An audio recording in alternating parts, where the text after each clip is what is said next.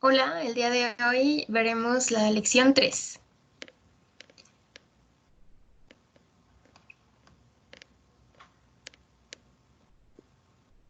Para eso debemos ir a nuestra página o nuestra aplicación, si están usando la aplicación, en la que entraremos al curso de Universo Natural. Y ya estando ahí, nos vamos a donde está la lección 3. Para esto, ya debieron haber revisado su contenido temático de la lección. Ok, aquí tenemos propiedades físicas y químicas de la materia. ¿Qué son las propiedades físicas? Bueno, aquí tenemos algunos ejemplos de las propiedades físicas. Estas no se alteran, no alteran la identidad de la materia. ¿Qué quiere decir? Que las sustancias van a seguir siendo esas sustancias. En cambio, las químicas son la capacidad que tiene una sustancia para transformarse en otra. Es decir, es lo que permite formar nuevas y nuevas sustancias o nuevos compuestos. Como ejemplos de propiedades físicas tenemos el color, el estado físico, que lo veremos un poco más adelante, la masa, el peso, el volumen o el punto de ebullición, entre otros. De las propiedades químicas tenemos ejemplos como la combustión del carbón, la reacción entre el hidrógeno y el oxígeno para producir agua.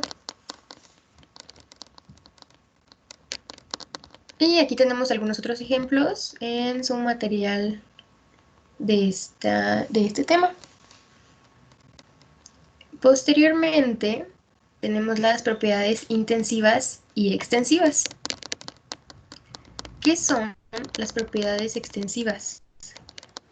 Y las propiedades extensivas y las propiedades intensivas básicamente difieren en que unas dependen de la cantidad de materia que se tiene y las otras no lo hacen.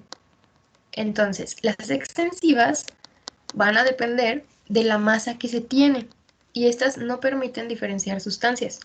Es decir, que, por ejemplo, si tenemos 5 kilos de alguna sustancia, pues nosotros simplemente por conocer su peso no vamos a saber qué tipo de sustancia es, al igual que el volumen. Si se tienen 3 litros de alguna sustancia, no solo por esa propiedad vamos a saber qué sustancia es. En cambio, las intensivas nos permiten diferenciar las sustancias. Es decir, estas son intrínsecas de cada tipo de sustancia y no van a depender de la cantidad de materia que se tiene. Por ejemplo, las características organolépticas, la solubilidad, la dureza, el punto de fusión, el punto de ebullición, la densidad, porque todas estas, así tomemos una pequeña porción de esa sustancia o una cantidad muy grande, estas características no van a cambiar, siempre van a ser las mismas. Es decir, por ejemplo, la solubilidad.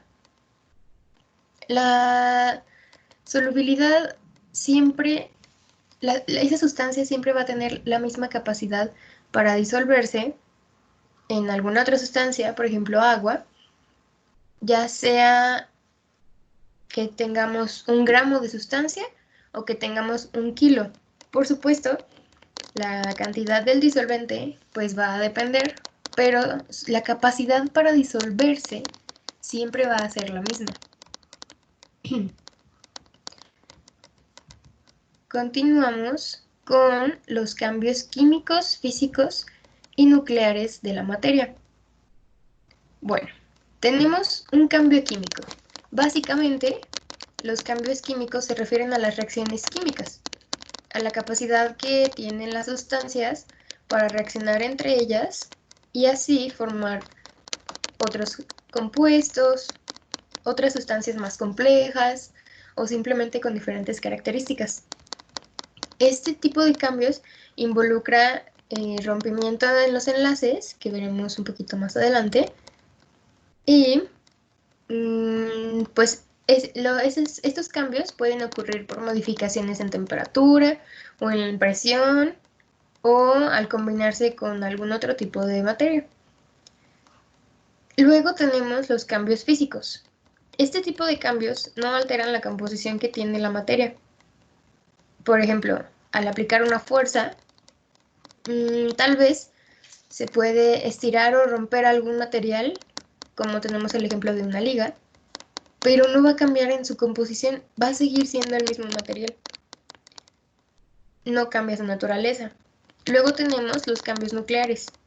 Estos ocurren a nivel subatómico, es decir, los átomos tienen partículas subatómicas, que son protones, neutrones y electrones, y el tipo de cambio nuclear ocurre a ese nivel. Por ejemplo, tenemos el caso de las plantas nucleares, en los que se produce energía eléctrica al producirse una liberación de energía con un cambio nuclear que ocurre en los átomos. Luego continuamos con los estados de agregación de la materia, que son un tipo de propiedad física.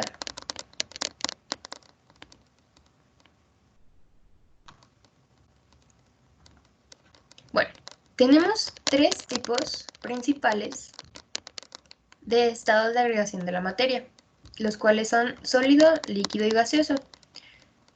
Aquí tenemos unos ejemplos de sólido, por ejemplo, un balón, en el cual sus moléculas van a estar muy unidas, fuertemente atraídas entre ellas, y se van a encontrar organizadas de esta manera. Luego en el líquido, sus partículas van a estar un poco menos atraídas y no van a poseer forma por sí mismas, sino van a tomar la forma del recipiente que contenga esa sustancia líquida. Y por último tenemos el estado gaseoso, en el cual sus moléculas están poco atraídas entre ellas, lo cual hace que se dispersen. Y por supuesto tampoco tienen una forma definida. También va a depender del recipiente que los contenga, pero no van a tener una forma definida porque sus partículas van a estar en todo el espacio que tengan disponible. Y se puede pasar, aquí tenemos este triangulito, en el que vemos los procesos a través de los cuales se pasa de un estado a otro. Los tres principales son de gas a líquido, de líquido a sólido, de sólido a gas y en sentido contrario. De gas a líquido tenemos que se puede producir por medio de la condensación.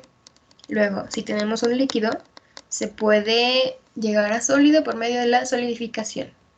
Y de sólido podemos pasar a gas por medio de la sublimación. En este tipo de cambios interfiere la temperatura.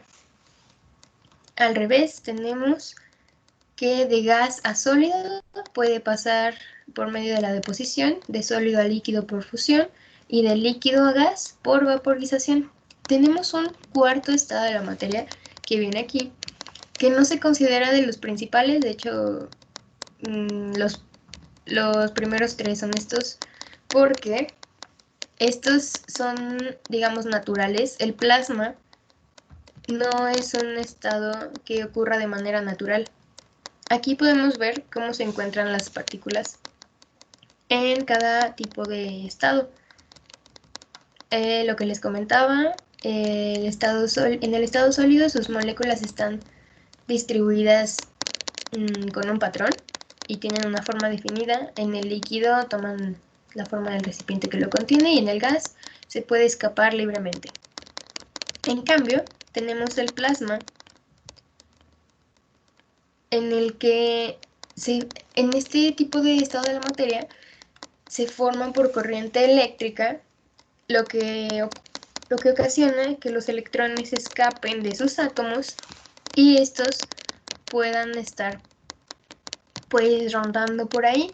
Aquí vemos un ejemplo de cómo se ven las partículas del plasma. Están cargadas electrostáticamente, y pues ahí no tienen una forma definida. Este estado no tiene como las mismas características que tienen los demás. ya que este estado de la materia es creado y no lo encontramos de manera natural.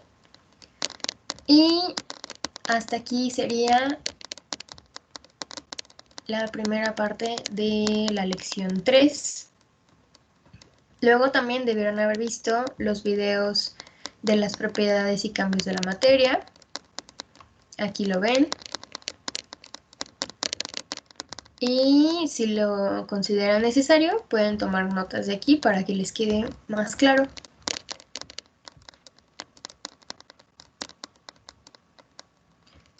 Después tienen una actividad del libro.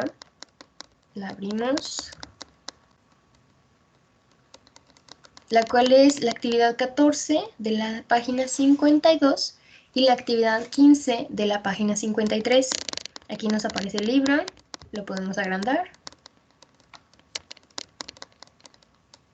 Vamos a la página 52.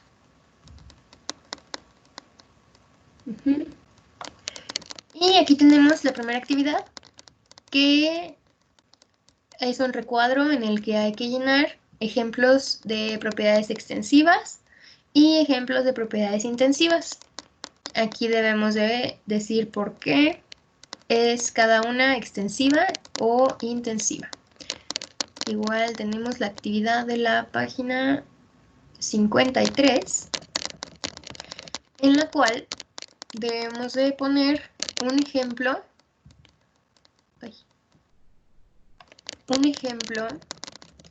de un cambio químico y su descripción, así como de un cambio nuclear y de un cambio físico.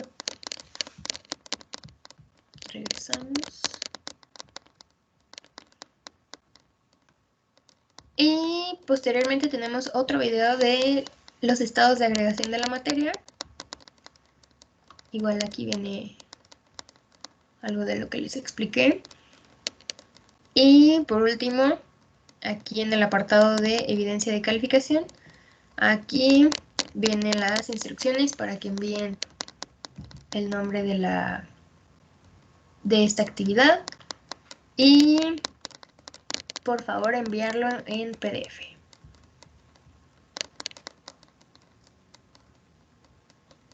Gracias y hasta la próxima.